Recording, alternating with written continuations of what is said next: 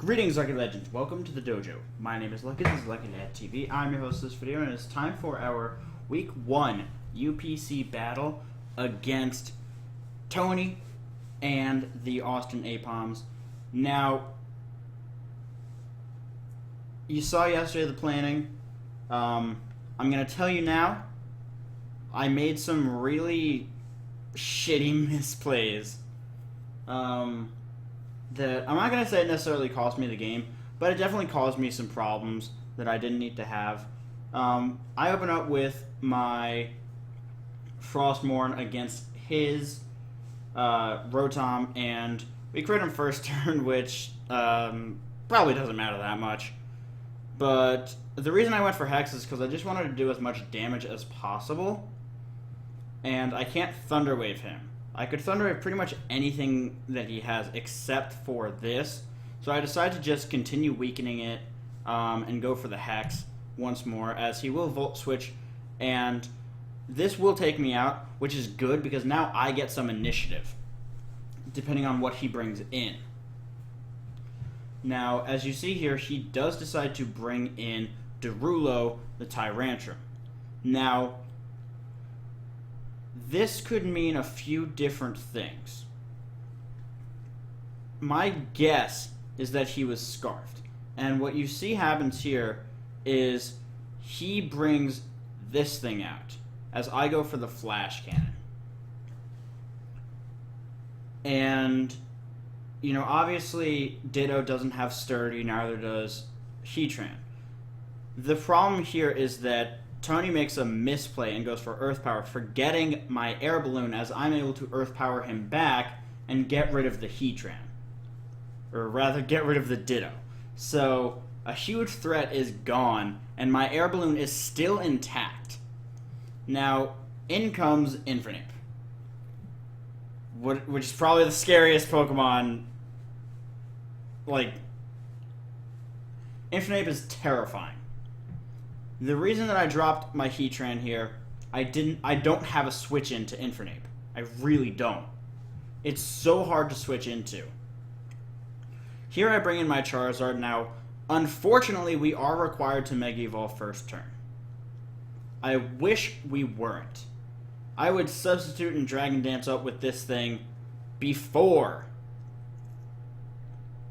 I Mega Evolved, because Fire Flying is a really good defensive type.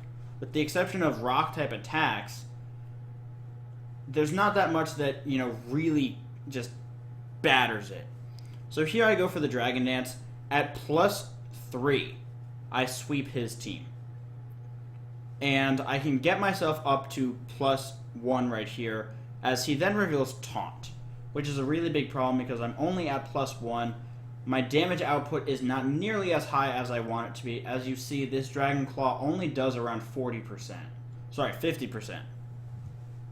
As he goes for the Earthquake. Now, I know I can take an Earthquake because he has to be max defense, max HP, to take that little from a +1 Tough Claws boosted Dragon Claw. So I know I can live an Earthquake. And I know I can take this thing out. It is not a roll. It's really not a roll. I got, I think, 2 like high rolls, but not max rolls. Like I said, I knew I would take that Earthquake just fine, and now I can take this thing out with the Dragon Claw. The problem is that my Charizard is extremely low, and while we do outspeed probably everything on his team, this is where I really wished that I had Roost. Because I go for the Dragon Claw here just to deal as much damage as possible. As you can see, it does around 75%. But if I had Roost here, I would have been able to actually Roost up against this thing. And eventually, you know, Dragon Dance up some more, as he doesn't have a super effective attack to hit me with. Obviously, as you see, he just goes for the Shadow Ball. As here I bring in Bouquet. Now, I go for the Sludge Bomb. It's my strongest attack. He lives. I don't understand how. I really don't. I don't understand how he lived. But, you know, we just go for another Sludge Bomb. He has Stealth Rocks up, it's not going to make a huge difference. My only Focus Sash Pokemon has gone down. I don't have anything with Sturdy. As here he brings in Derulo. Now, this makes me think he is Scarfed, and then he confirms that he is Scarfed because he does outspeed us. And obviously, Head Smash takes us out. It was not a roll. The crit did not matter. Tyrantrum hits so hard. Now, I bring in Fido. Now, this was the real misplay here. Right now, well, for one thing, I do go for the Thunder Wave here, which was a mistake. I should have simply gone for the return, knowing that he would switch out. But I didn't, which was a misplay. Now, I go for the return here. I'm pretty confident that it'll take out the Rotom. It does. We get a crit. I'm not sure if that mattered or not. It depends on what kind of spread he was running. But here he brings out Caesar the Infernape. Now here is where I make my key misplay. What I should have done was stayed in and gone for return.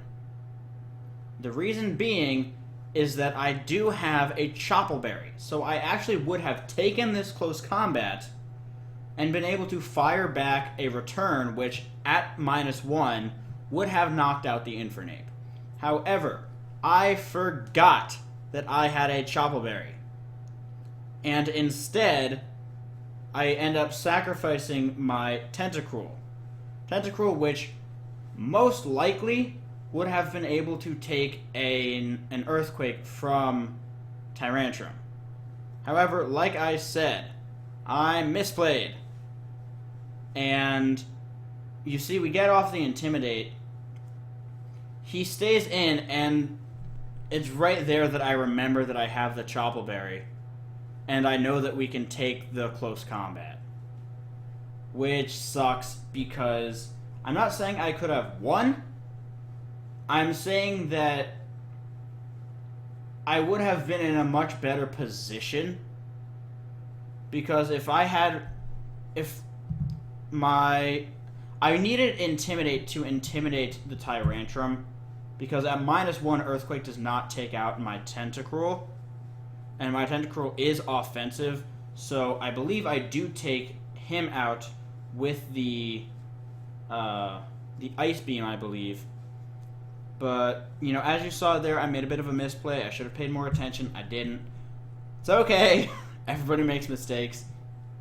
But that's going to be it for this. Thank you all so very much for watching. If you enjoyed, make sure to leave a like, comment, and subscribe down below. It's very much greatly appreciated. But with that, I'm going to get about. Best of luck out there. I will see you all soon. Goodbye.